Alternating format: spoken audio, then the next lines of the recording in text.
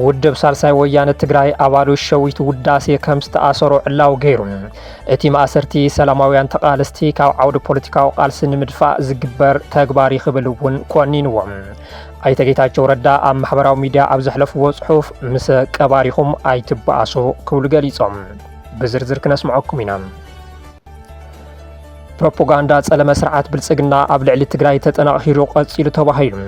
ትግራይ ነንባዕላ ተባሊዓ ንኽትበታተንን በቐሊሉ ንኽትንብርከኽን ተሃቂኑ ዝካየድ ዘሎ ፕሮፓጋንዳ ጸለመ ተጠናኺሩ ከም ዝቐጸለ ተሓቢሩ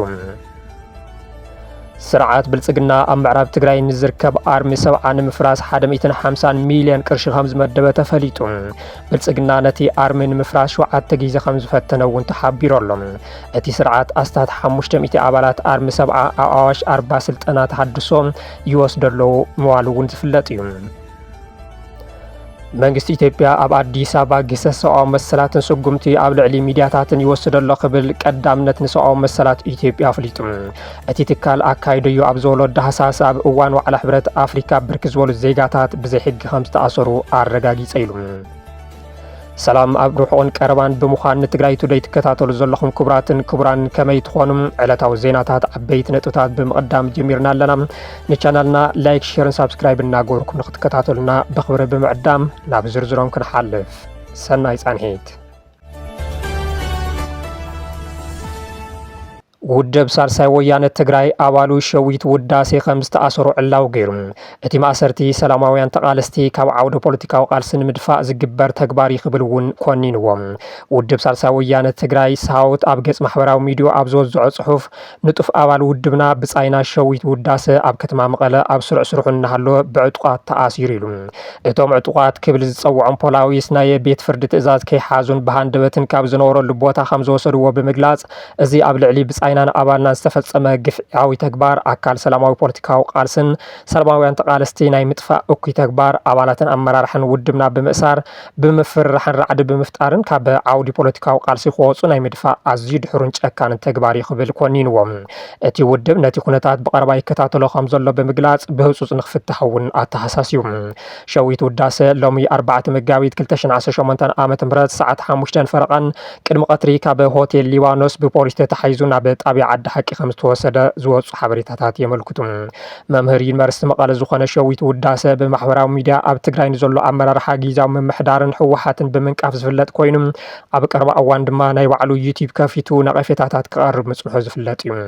ሸዊት ውዳሴ ቅድም ክብል ኣብ ዝተፈላለዩ ከባቢታት የጋጥሙ ዝነበረ ድርቅን ንዑ ስዒቡ ዝተፈጠረ ጥሜትን ሓገዛት ብምትእኻብ ዝፍለጥ ኮይኑ ንግዳያት ዝተኣከበ ሓገዝ ኣጠፋፊኡ ብምባል እውን ክውቀጽ ጸኒሑ እዩ ብዛዕባ ማእሰርቲ ሸዊት ውዳሴ በጽሕፈት ፖሊስ ከተማ መቐለ ዛጊድ ዝበለ ነገር የለን ንማእሰርቲ ሸዊት ውዳሴ ስዒቡ ብዙሓት ፖለቲከኛታትን አክቲቪስታትን ርእይቶታትን እናሃቡ ዝርከቡ ኮይኖም ከቐትሉን እንትብሉ ኣምሊጠ ብምባል ኣብ አዲስ አበባ ዝርከቡ ኣይተ ጌታቸው ረዳ ዋላ ጸላዕላ እናበለኩም ንሸዊት ውዳሴ ተኽኢልኩም ሓሳባቱ ሰሚዕኩም መግትዎም ሓሳብ ኣምጽኢኻ ሙጉስ ስለ ዘይትኽእሉ ግን ዝኾነ ምኽንያት ፈጢርኩም ፍትሕዎም ኣቱም ነውራማት ምስ ቀባሪኻ ባእሲ ኣየድልን ክብሉ ጽሒፎም ኣቦ መንበር ውድብ ውናት ዶክተር ደጀን መዝገቦ ሸዊት ናይ ፖለቲከኛ እስር ይኽብሉ ተሰሚዖም እቲ ፖለቲከኛታትን መንቃሕትን ናይ ምእሳር ውሳነ ዝጸንሐን ብዙሕ ናይ ፈጠራ ክስተታት ሓደገኛ ውዲታትን ዘለዎ እዩ ዝበሉ ኮይኖም ናይ ሻዕብያ ኢድ እውን ዘለዎ እዩ ብሎሚ ጽባሕ ምስ መንግስቲ ፌደራል ብዕሊ ከይተባታትኹን ተቃወምቲ ከይኣሰሩን ምድንጓዮም ንሻዕብያ ሙቾት ኣይሃውን ጸኒሖም ብምዃኑ እውን ባዕሉ ኢዱ ክሓውስን ክጨውን ተንቀሳቒሱ ኢሎም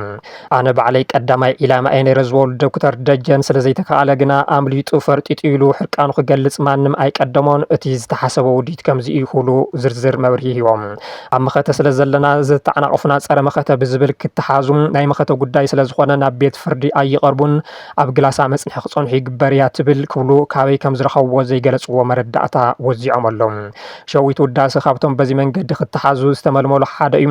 ስለዚ ናይ ፖለቲካ እስር እዩ ፍትሕዎ ምባል በይኑ እኹል ኣይኮነን ሓደገኛነት እቲ ሽርሒ ኣብ ግምት ዘእተወ ቃልሲ እዩ ዘድሊ ኣብ መላእ ዓለም ዘለኻ ትግራዋይ ክግበር ዝግባኦ ነገር ግበር ናይ ሻዕብያ ልምዲኡ ከም ዘለዎ ናብ ትግራይ ዝተኣታተ ዘሎም እቲ ውጥን ልዕሊ ኣብ መቐለ ምእሳር ካብ መቐለ ወጻኢ ከይወስድዎ ብቕልጡፍ ክለቅዎን ጽዑንታ ዝገብር ምንቅስቓስ የድሊ ኢሎም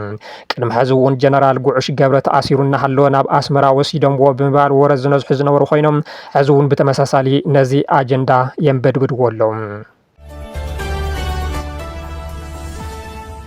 ፕሮፓጋንዳ ጸለመ ስርዓት ብልጽግና ኣብ ልዕሊ ትግራይ ተጠናኺሩ ቀጺሉ ተባሂሉ ትግራይ ነንባዕላ ተባላሊዓ ንኽትበታተንን ብቐሊሉ ንኽትንብርካኽን ተሓቂኑ ዝካየድ ዘሎ ፕሮፓጋንዳ ጸለመ ተጠናኺሩ ከም ዝቐጸለ ተገሊጹ ብልጽግና ንኣርሚ ሰብዓ ንምፍራስ 150 ሚልዮን ቅርሺ ምምዳቡ እውን ተገሊጹ እዩ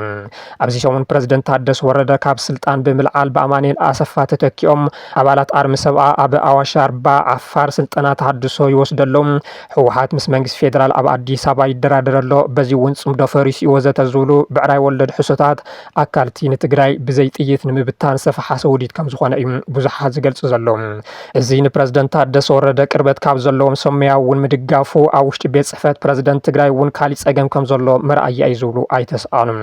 ኣብ ቤት ጽሕፈት ፕረዚደንት ኣማኻሪ ሚድያ ከም ዝኾነ ዝንገረሉ ጋዜጠኛ ዳዊት ከበደ ኣብ ዘውፅኦ ጽሑፍ ኣብ መንጎ ጀነራል ታደሰን ገለ ካብቶም ፖለቲካዊ ወተሃደራዊ ገበርቲ ሓደግትን ቅርሕንቲ ከም ዝተፈጠረ ብምግላጽ እቶም ፕረዚደንት ገለ ዘይተጸበናዮን ዘሰንብን ውሳነታት ወሲኖም ከም ዘለዉ ዘንጸባርቕ ጽሑፍ ጽሒፍ እዩ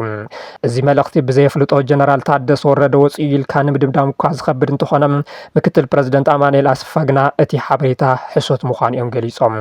ብበለካ ለኽዐካ ህዝቢ ምድንጋር እንታይ ይዓብስ ብምባል መልእኽቶም ዘሕለፉ ኣይተ ኣማኑኤል እከለ ወሪዱ እከለ ተሸይሙ ወይ ከዓ እከለ ኣውሪድካ እከለ ንምሻም ዝርብ ተገይሩ ዝበሃል ናይ ማሕበራዊ ሚድያ ዘረባ ጻዕዳ ሕሶት እዩ ብዛዕባ እዚ ጉዳይ ኣነ እውን ከም ሃገረይ ኣብ ማሕበራዊ ሚድያ ሰምዖን ዝሪኦን ዘለኹ ብድሕርቲ ዘረባ እንታይ ከም ዘሎ እውን ኣይተረድአንን ክብሉ ገሊፆም በቲ በለበቲ እቲ ዝተገበረን ዘይተገበረን ኣብ ልዕሊ ትግራይ ዝካየድ ዘሎ ወፍሪ ጸለማ ኣካልቲ ንትግራይ ንምፍራስ ተፈሓሰ ውዲት ከም ዝኾነ እዩ ብወገን ትግራይ ዝግለጽ ዘሎ ፕረዚደንት ታደሰ ወረደ ግና ኣብ መበል 137 ዓመት ዝኽሪ መስዋእቲ ሃፀይ ዮሃንስ ራብዓይ ተረኺቦም ኣብ ዘመሓላልፍዎ መልእኽቲ ኣማራጽታት ሰላም እናተጠቐምካ ክሳኻዕ እንተዘይክኢሉ ወዲቕካ ምንባር ኣማራጽ ስለ ዘይኮነ ተዳሊኻ ምጽናሕ ወሳኒ ጉዳይ ምዋሎም ዝዝከር እዩ ኣብ ኢድና ዘላ ተነጻጻሪ ሰላም ተኸናኺና ሒዝናያ ዋላ እኳ እንተሃለና ካብ ዓቕምና ላዕሊ ዝኾኑ ሓይልታት እንተመፁ ክትመርፆ ዘይግበአካ ነገር ንኽትውስን ትግደደሉ ኩነታት ኣሎ ዝበሉ ጀነራል ታደሰ ኣማራጽታት ሰላም እናተጠቐምካ ክሳኻዕ እንተዘይክኢሉ ወዲቕካ ምንባር ኣማራጽ ስለ ዘይኮነ ተዳሊኻ ምጽናሕ ወሳኒ ጉዳይ ክብሉ ምግላጾም ዝዝከር እዩ ስርዓት ብልጽግና ኣብ ምዕራብ ትግራይ ንዝርከብ ኣርሚ ሰብዓ ንምፍራስ 150 ሚልዮን ቅርሺ ከም ዝመደበ ተፈሊጡ ብልጽግና ነቲ ኣርሚ ንምፍራስ 7 ግዜ ከም ዝፈተነ እውን ተሓቢሩ እቲ ስርዓት ኣስታት 500 ኣባላት ኣርሚ ሰብዓ ኣብ ኣዋሽ 40 ስልጠና ተሃድሶ ይወስደሎም ምባሉ ዝፍለጥ እዩ ነዚ ስዒቡ መግለፂ ዘውፅእ ኣርሚ ሰብዓ ንህዝብኻ ብምጭብርባር ዝመጽእ ሓቀኛ ሰላም የለን ዝበሎ ኮይኑ ስርዓት ብልጽግና ሓይልታት ጸጥታ ትግራይ ብሓፈሻ ኣርሚ ሰብዓ ድማ ብፍላይ ንምፍራስ ክገብሮ ጸንሐን ዘሎን ሽርሒ ደደጊሙ መኺኑ ተሪፍ ኢሉ ኣብዚ ቀረባ እዋን ድማ ካብ ኣሰራርሓን ፖሊስን ስርዓት ወጻኢ ብሽም ዲዲኣር ዝተለዓጠጠ ሽርሕን ተንኮልን ኣርሚ ሰብዓ ንምፍራስ ዝኸድዎ መንገዲ ደጊሙ ውዕል ፕሪቶርያ ምፍራሱ ኣረጋጊጹልና ኣሎ ዝበለ እቲ ኣርሚ ዓቕሊ ጽበት ዓገርገርን ዓጋመ ጥሓስን ብሽም ዲዲኣር ኣብ መሬት ዘየለ ሓቂ ልዕሊ 500 ኣባላት ኣርሚ ሰብዓ ንሰላም መሪፆም ዘቕረብሎም ናይ ሰላም ጻውዒት ተቐቢሎም ናብ ማእኸል መሰልጠኒ ዲሞቢላይዜሽን ኣትዮም ስልጠና ይወስደለዉ ዝብል ብዕራይ ወለድ ድራማ ወዚዖም ይርከቡ ብምባል ነጺግዎም ሰላም ወሪዱ ብሕጋዊ ኣግባብ ዲዲኣር ክትግበር ሕርያና እኳ እንተኾነ ካብ ኣሰራርሓን ፖሊስን ወጻኢ ብፎኖ ኣካይዳ ትግራይ ዓዲ ገዲፉ ዓፋር ወሪዱ ዲዲኣር ዝፍጽመሉ ምክንያት ኣይህሉን ኢሉ ብቕድሚኡን ድሕሪኡን ብሓዊ ተኸቢቡ ኣብ ከቢድ ፀበባን መከራን ኣብ ኢድ ጸላእን ተፈናቒሉን ተሰዲዱን ዝርከብ ህዝብና መልክዕ እንተይተሓዝና ተገሪህና ባህጊ ጸላእትና ንምስኻዕ ዝፍጸም ዲዲኣር ኣይሕሰብን ክብል እውን ኣፍሊጡ ኣርሚ ሰብዓ ንምፍራስ ልዕሊ 150 ሚልዮን ቅርሺ በጀት ተሰሊዑ መሳሰይቲ ብሄራዊ ክሕደት ዝፍጽሙ ባንዳታት መዲቦም ንተኸታተልቲ 7 ዙር ኣርምናን ምፍራስ ጽዒሮም ኣይተሳኽዐሎምን ዝበለ መግለፂ ኣርሚ ሰብዓ ኣርምና ብኣንጻሩ ደጋጊምና በሪኽናን ናይ ምፍጻም ዓቕምና ኣዕቢናን ንሰላማዊ መፍትሒ ንቐደም ሰሪዕና ኣብ ህዝባዊ መትከላትና ንጹር ሰላምናን ጸኒዕና ንርከብ ኢሉ ንጌጋ ዋል ሓደ ኣብ ልኡኽ ዝርከብ ናይ ኣርሚ ሰብዓ ኣክቲቭ ኣባል ይኹን ኣመራርሓ ብልጽግና ዘነዝሑ ዘሎ ብዕራይ ወለድ ሕሶት ኣብቲ ንሶም ዝብልዎ ዘለዉ ዘይሕጋዊ ዲዲኣር ዝተሳተፈ ውልቀ ይኹን ጉጅለ ከም ዘይብልና እናገለጽና ነቲ ኣብ ዕላሙ ጸኒኡ ሓድነቱ ኣስጢሙ ልኡኽ ዝፍጽም ዘሎ ኣርሚ ሰብዓ ዓቐብ ዘይወፅእ ሽርሒ ምዃኑ ቀዲምና ነቒሕናሉ ኢና ቀንዲ ውራይና ላዕላዊ ግዝኣት ትግራይ እንተይኽበርናን ዝተፈናቐለን ስዱድን ህዝብና ናብ መረቦቱ እንተይበለስናን ኣብ ኢድ ጸላኢ ግፍዕን መከራን ዘሕልፍ ዘሎ ህዝብና ሓራ እንተይውፃና ውሑስን ዘላቒ ሰላም እንተይረጋገጽና ብፍላይ እቲ ዓንዲ ልኡኽና ዝኾነ ብሄራዊ ክብርናን መንነትናን ስትራቴጂካዊ ረብሓታትናን ኣብ ዘተኣማምን ብርኪ እንተየብጻሕና ዝዛርብ መስርዕ ዝዕጸፍ ዕጥቅን ፍጹም ክህሉ ከም ዘይኽእል ነረጋግጽ ክብል እውን ኣፍሊጡ ኣብ ምዕራብ ትግራይ ኣብ ልኡኽ ዝርከብ ኣርሚ ሰብዓ ህዝቡ ንኣደዳ ጸላኢ ሕሊፉ ብምሃብ ህልውና ኣርምና ዝኾነ ዓርሞሸሽ ህዝቢ ንድሕሪት ገዲፉ ኣብ ዓፋር ወሪዱ ዝፍጽሞ ዲዲኣር ይኹን ዝፈርስ ኣርሚ ሰብዓ የለን ዝበለ ኮይኑ እኳ ደኣ ስልእኹ ብጥንቃቐን ልዑል ሓላፍነትን ብቕዓትን ንፍጽም እምበር ብሕርጓቶ ሚልዮናት ገንዘብ ናብ ዋጋ ዕዳጋ ዝቐርብ ዕላማ ይብልናን ኣርሚ ሰብዓ ንዕላሙ ዝግዛእ ሕድሪ ጀጋኑ ሰማዕታት ኣኽቢሩ ኣብ ሽጡ ንምብጻሕ ልኡኹ ብዓወት ንምዝላቕ ኣብ ዘይዛሪ ቃልሲ ዝርከብ ኣርሚ ምዃኑ ንህዝብና ክነረጋግጽ ንፈቱ ኢሉ ስርዓት ብልጽግና ኣስታት 500 ኣባላት ኣርሚ ሰብዓ ዝነበሩ ንመንግስቲ ሕቶ ቀሪቦም ሕቶኦም ተቐባልነት ረኺቡ ኣብ ዓፋር ስልጠና ይወስዱ ኣለዉ ብምባል ካልኦት እውን ነቲ ተግባር ንኸስዕብዎ ጻውዒት ምቕራቡ ዝዝከር እዩ።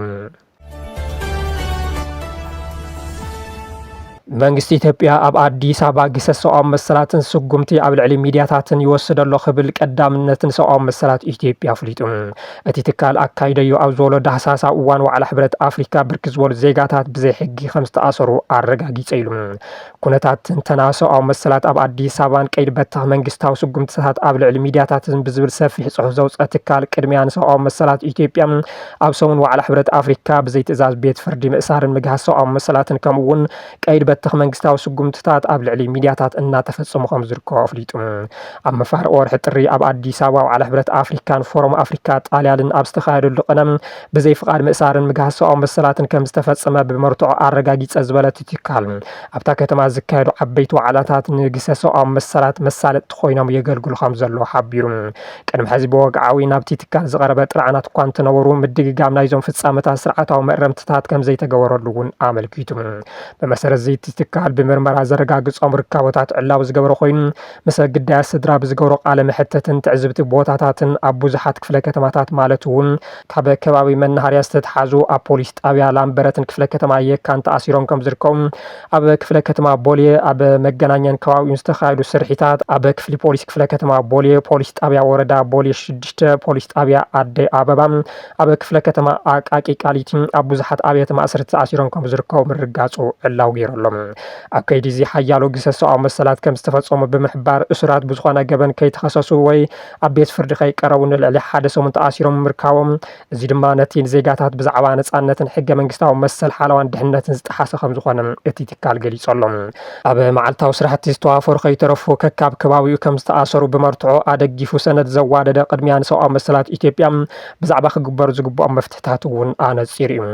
ኣብቲ ጸብጻብ ተዘርዚሮም ዘለዉ ፍሉያት ማእሰርቲ ብሚኒስተር ፍትሒ ቅልጡፍን ግልጽን ምርመራ ንኽጅመር ንሓይልታት ፖሊስ ኣብ ምክልኻል ኢድ ወነናዊ ማእሰርቲ ግቡእ መጠንቀቕታ ክወሃብ ኣብ ዓበይቲ በዓላት ሃገራውን ኣህጉራውን ፍጻመታት ንኣካይዳ ፖሊስ ዝከታተል ነጻ ናይ ምክትታል ኣግባብ ክጣየሽ ከም ዘለዎ እውን ተሓሳስዩ ትካል ቅድሚያ ንሰብኣዊ መሰላት ኢትዮጵያ ኣብ ልዕሊ ሚድያታት ዝበፅሕ ዘሎ ዓፈናን እገዳን እውን ቀይዲ በትኺ መንግስታዊ ስጉምትታት ዝበሎ ኮይኑ ዓፈንቲ ኣዋጃትን መምርሕታትን ኣብ ተግባር ይውዕሉ ከም ዘለዎ ገሊጹ ኣብ ቀረባ እዋን ኣብ ልዕሊ ማዕኸናት ሚድያ ሮይተርስ ደቸ ቨለ ሬድዮ ዋዚማን ኣዲስ ስታንዳርድን ዝተወሰዱ ፍቃድ ምድስካልን ምሕዳግን ከም ኣብነታት ብምጥቃስ ምእሳርን ሳንሱርን እውን ተጠናኺሩ ከም ዝቐጸለ ዕላው ገይሩ መንግስቲ ኤርትራ ን15 ዓመታት ኣሲርዎ ዝጸንሐ ስነ ጥበባዊ ከም ዝፈትሐ ተገሊጹ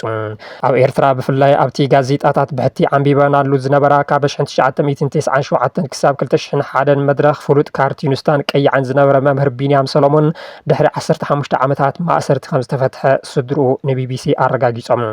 እቲ ኮብራ ብዝብል መፀውዒ ዝፍለጥ ስነ ጥበበኛ እዋናዊ ዛዕባታት ፖለቲካን ማሕበራዊ ህይወትን ዝትንክፉን ነቐፍትን ኣዘናጋዕትን ኣዝዮም ብዙሓት ካርቶናት ከም ዘፍረየ ዝግለጽ ኮይኑ እቶም ስራሕቱ ከዓ ኣብ ጋዜጣታትን መጽሔታትን ድሓር ድማ ኣብ መጽሓፍቲ ጠርኒፉ ከም ዝሕተሞ ይፍለጥ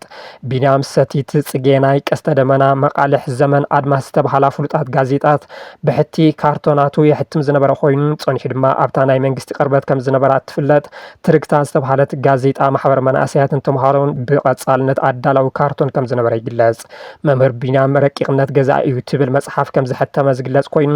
መምህር ቢንያም ረቂቕነት ገዛኢ እዩ እትብል መጽሓፍ ከም ዝሕተመ ዝግለጽ ኮይኑ ምኽንያት መእሰሪኡን ኣበይ ተኣሲሩ ከም ዝነበረን ከይተፈለጠ ጸኒሑ እዩ እንተኾነ ኣብታ ብወንጀል ምርመራ ዝፍለጥ ኣብ ማእኸል ከተማ ኣስመራ ዝርከብ ዳሕረዋይ ክፋል ካልኣይ መደብር ፖሊስ ተኣሲሩ ከም ዝነበረ ንዕኡ ዝቐርቡ ንቢቢሲ ገሊጾም እዮም ኣብ ዝሓለፉ 15 ዓመታት ብሕጋዊ መንገዲ ክሲ ተመስሪትሉ ነብሱ ናይ ምክልኻል መሰል ተሓሊሉ ክከራኸርን ክፍረድን ዝሓለፈ ዝኾነ ይኹን ሕጋዊ መስርሕ ከም ዘይነበረ እውን እቲ ዝተረኸበ ሓበሬታ የረጋግጽ መሰል እሱር ተሓልዩ ምስ ስድርኡ ክራኸብ ይኹን ካልእ መሰላት ክሕልወሉ ካብ ዘይምኽኣሉ ብተወሳኺ ኩነታቱን ሓለዋቱን እውን ብወግዒ ይፍለጥ ከም ዘይነበረ ሓበሬታታት የመልክቱ። ሓሊፉ ግን ብዘይ ስሩዕን ሕክምና ናብ ሆስፒታል ሓሊበት ይወፅእ ከም ዝነበረ ዝሕብሩ እቶም ዝወፁ ሓበሬታታት ቁፅሮም ብወግዒ ዘይፍለጡ ኣዝዮም ብዙሓት ናይ ፖለቲካን ሕሊናን እስራት ዘለዎም ኣብቲ ኣዝዩ ዝኸፍአ ሰፊሕ ገበናት ሰብኣዊ መሰላት ዝፍፀመሉ ዘስካሕክሕ መዳጎኒ ማእኸል ከም ዝነበረ እናተገለጸ ይርከብ። መንግስቲ ኤርትራ ብዛዕባ ምፍታሕቲ ንነዊሕ ዓመታት ብዘይ ፍርዲ ዝተኣሰረ ቢንያም ዝበሎ ነገር የለን። እንተኾነ ካብ ቀረባ እዋን ጀሚሩ መንግስቲ ኤርትራ ብዝተፈላለዩ ምክንያታት ክሳብ ንልዕሊ 18 ዓመታት ዝተኣሰሩ ኣብ ዝተፈላለዩ ኣብያተ ማእሰርቲ ዝፀንሑ ዜጋታት ይፈትሕ ከም ዘሎ ክግለጽ ጸኒሑ እዩ። ክቡራትን ክቡራንን ስለ ዝተኸታተልኩምና ኣዝና ብምስጋን ኣብዚ ክንፍለየኩም ሰላም ድሓን ኩኑ።